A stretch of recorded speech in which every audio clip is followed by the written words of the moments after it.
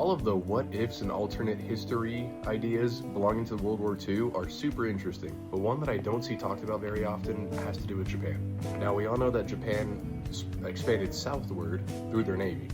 Primary goals being resources like rubber in order to keep their imperial apparatus running. But what I don't hear people talk about is that there was a debate before they decided where they were going to go between the army and the navy.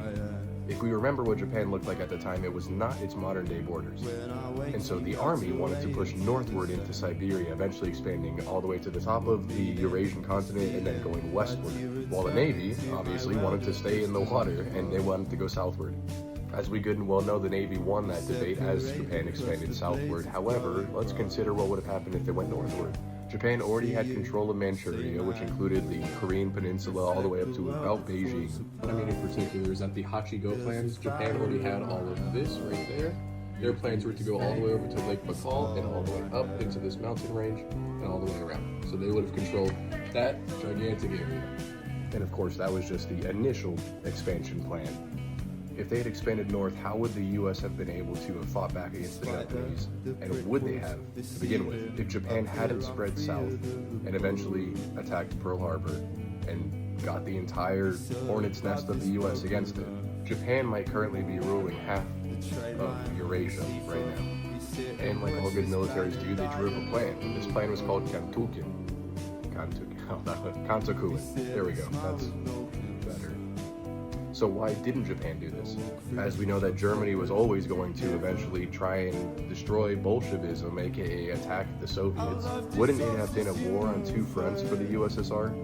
Hitler certainly wishes that the Japanese had gone into Soviet Russia, where he said towards the end of his life, "It is certainly regrettable that the Japanese did not enter the war against Soviet Russia alongside us. Had that happened, Stalin's armies would not now be besieging Breslau, and the Soviets would not be standing in Budapest. We would together have exterminated Bolshevism before the winter of 1941. But what Japan remembered is that a king surrounding himself by yes-men does not care for the yes-men's wishes.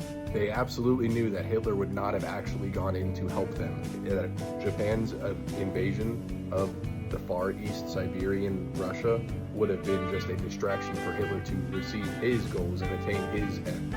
And ultimately, in 1945, once the USSR had declared war on the Imperial Japanese Army, and they had defeated Germany in the west, they sent over 1.5 million troops into that area north of Manchuria, and ultimately Japan surrendered due to the atomic bombs being dropped. So we'll never know how it would have truly played out, but it would be very interesting to see Japan being more than a set of islands on the world map.